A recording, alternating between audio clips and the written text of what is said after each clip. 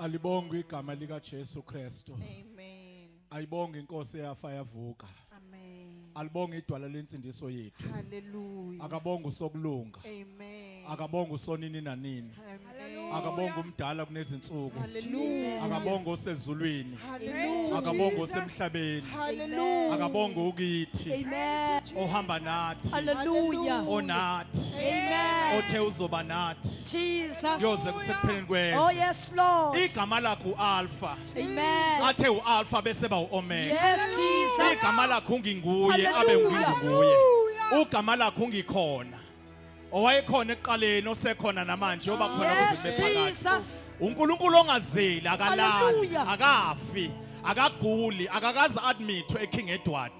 UNkulunkulu beshila abantu noma bengashonga. Siyayo okhethwe noma siyanga ekubekeni uNkulunkulu kodwa yena he is God.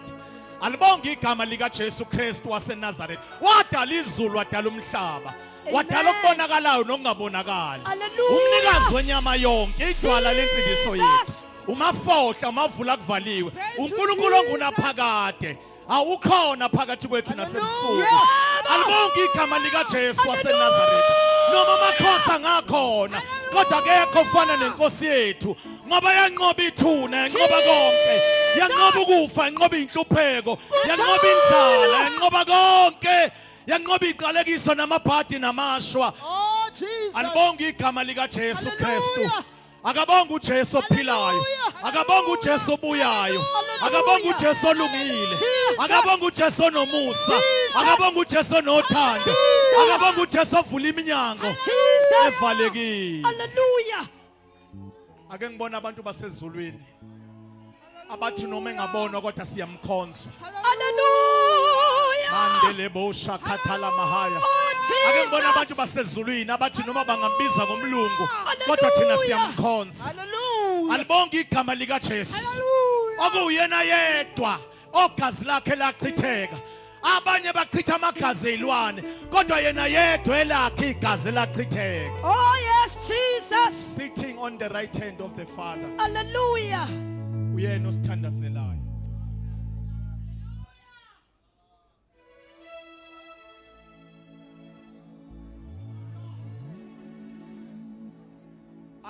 Athi umhlabelele uJesu nathi la. Kepha ngale sizombona. Awusanibonani webantu abamkhonza bengambonanga. Phela bosha. Lento yokungamboni iyona ededela amandla akhe. Ngoba izinto ezibonwayo ayivela ngako ezibonayo kodwa zavela kwengabonwayo. Uyabona lento engabonwa iyona enamandla bafowethu awusukaneni madoda. Izwe elingabonwayo ilona elinamandla bafowethu awusukaneni madoda. Okunye okubonakalayo kungabonakala ngathi kunamandla kodwa lelizwe elingabonayo ilona elinamandla. Jesus. Uhleze esihlalweni sobukhosi. Usenomusa manje. Ngale kwethuna ulaka lodwa kulabo abangaphendukanga. Awu amen. Amen. Lishonile ilanga abantu basezulwini. Ngicela ukuthatha ithuba ngibingelele ubaba usihlalo wethu. Baba ubiyela isisebenzi kaNkuluNkulu. Ngibingelele ubaba ukhansela. Nceka kaNkuluNkulu esingibusisile imila ngaphambili. Amen. Sekuthi ngimntshontshe nama uba ikhansela lami ngapha. Awu amen. Baholi bonyawonhle izinceko zikaNkuluNkulu bantu basekhaya. Thina esisensimini kanye kanye ndawonye ngiyanibingelela. Ngonyaka odlule ngahala kakhulu ngiyayilambela izinto zasekhaya mina. Amen. Ngafisa ukuzoba khona phakathi kwenu bazalwane. Amen. Ngabanjwa umsebenzi kodwa namhlanje ngithe noma umsebenzi ongibambile ngizonqamula ngigijime ngishiye phansi imishini yabelungu ngizoba sothongathi hamba nathi. Awukhona Nkosi yami ekhona la. Mangiza ngemoto la kunento engizwayo nje bazalwane. Awu amen. Kunento nje encane bazalwane bese ngihlala phansi engifisa ukuyisho bazalwane ukuthi thina kahle kahle singabafundi. Abafundi ke banayo lento ukuthi baba neuniform abayigqokayo. Awu amen. Abanye bagqoka iuniform enje. Abanye bagqoka iuniform enje. Abanye bagqoka iuniform enje. Kodwa liyasala igama ukuthi laba abafundi. Mangingajula nalenkulumo emfushane ithi into Uma sikhuluma ngabafundi bakamatikuletsheni basuke befunde ezikoleni ezifaka ama uniform angafani. Kodwa i-department ibagade ngephepha elifanayo.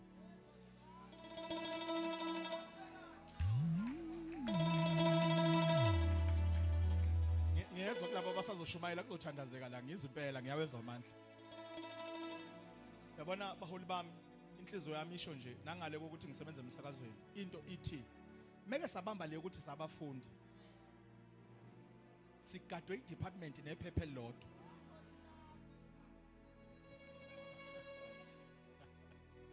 Konke ngijabulisayo la already njoba ngimi la ngiyayibona i-uniform. Ola lilodwa iphepha lesigadi. Ngiyangitsheleka laba esinabo befundisi esinabo endaweni ngithi usathana osihlasela uyedwa. Amen. Namadimoni alwa nathi awodwa. So isidingo sokuhlukana asikho. Bazalwane awusiyami awubazalwane. Hallelujah. Unity is power. United we stand, divided we fall. Khona into engiyibongayo ke ngale fraternal nalabaholi nemunye niyabonakala.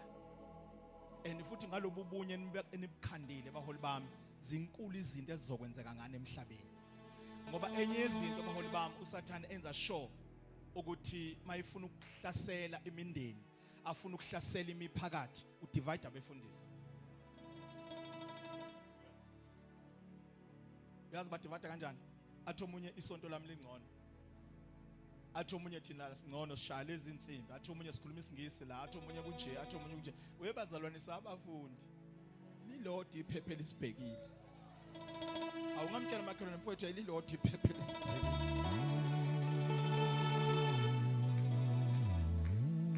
Ningasho nje ngithi nama test awodwa. Yinye into egadiwe umuntu osuke esihlola ukuphasa.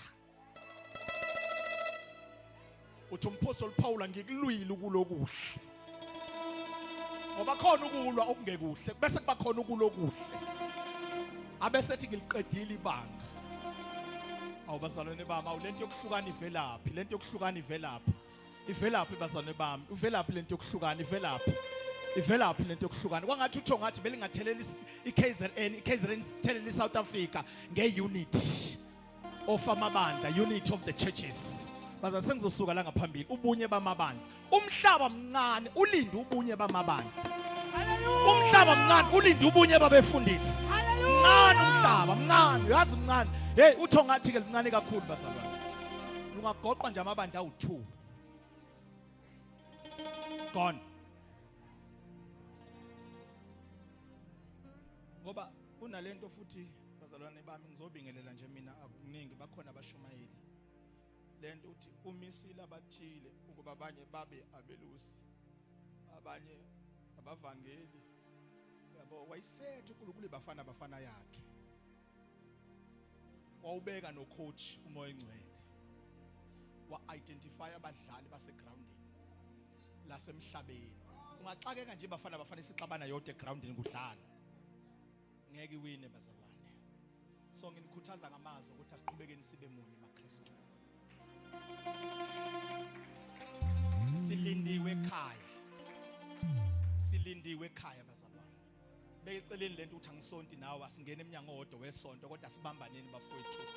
Silindiwe ekhaya. Nikhona bazalwane mningi imphefumulo kumele isizakale through our unity. Abantu bawukwazi ukuthi ngabafundi bami impela uma nithandana.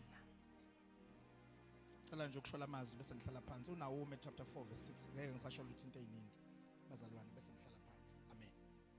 Ngiye ngathemtheka ke baba usiyami mangibona laba futhi beqopha lapha awu ningakufaki lokhu Facebook kusho mina bese ngakawaqophi lapha eRadioweni amazwi ayisikhombisa bengizama ukuthi ngikhulume nobaba uSihlalu angazi ngantshontsha yini lapha awu bekhona abazalwane. Hallelujah. Ningileke